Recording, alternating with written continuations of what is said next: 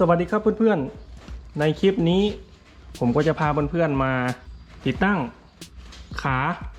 โกโปรนะครับติดกับหมวกกันน็อกนะครับเพื่อนๆในกล่องของเขานะครับก็จะมีอุปกรณ์มาให้เยอะแยะเลยนะครับวันนี้ผมสั่งใน Lazada นะครับในกล่องก็จะมีแป้นยึดมาให้แล้วก็กาว 3M นะครับแถมมา2แผ่นมีขานี่โค้งงอได้นะครับได้360องศาเลยนะครับเพื่อนๆแล้วก็มีแป้นแป้นจะมี2แบบนะครับ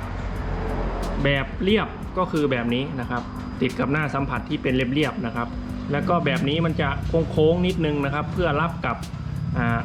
หมวกกันน็อกนะครับบริเวณต่างๆนะครับเพื่อนๆในคลิปนี้นะครับผมจะเอามาติดหมวกกันน็อกนะครับผมก็จะใช้เป็นตัวโค้งๆแบบนี้นะครับเป็นแป้นแบบโค้ง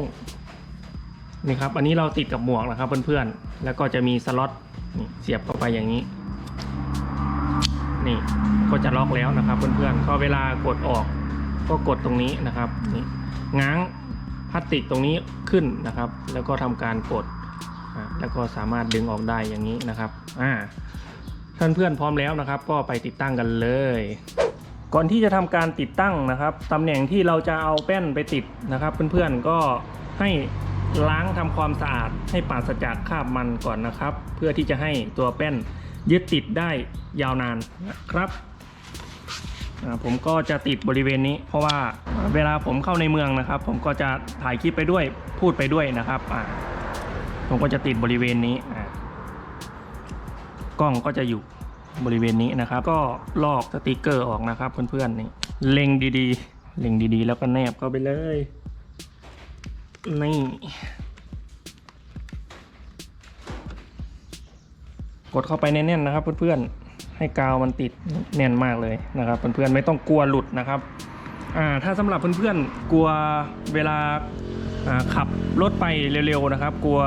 แป้นหลุดออกจากหมวกกันน็อกนะครับก็หาสายอะไรก็ได้นะครับมามัดตรงขายึดตรงนี้ไว้นะครับมัดไว้ตรงไหนก็ได้นะครับแล้วก็โยงไปหากับสายหมวกกันน็อกนะครับเวลาสมมุติว่าแป้นตัวนี้หลุดมันก็ยังเหลือสายที่เรายึดไว้กับหมวกกันน็อกอยู่นะครับก็เป็นเซฟตี้อีกอย่างหนึ่งนะครับนี่อันนี้ก็สามารถปรับได้นะครับมุมกล้องปรับไปถ่ายด้านข้างนะครับถ่ายด้านหน้าโยกขึ้นบนนี่ได้หมดนะครับปรับได้ก็ประมาณนี้นะครับเดี๋ยวผมจะพาเพื่อนไปทดสอบมุมกล้องกันดูมาเดี๋ยวจะพาเจ้าสมหญิงนะครับไปทดสอบมุมกล้องกันนะครับเพื่อน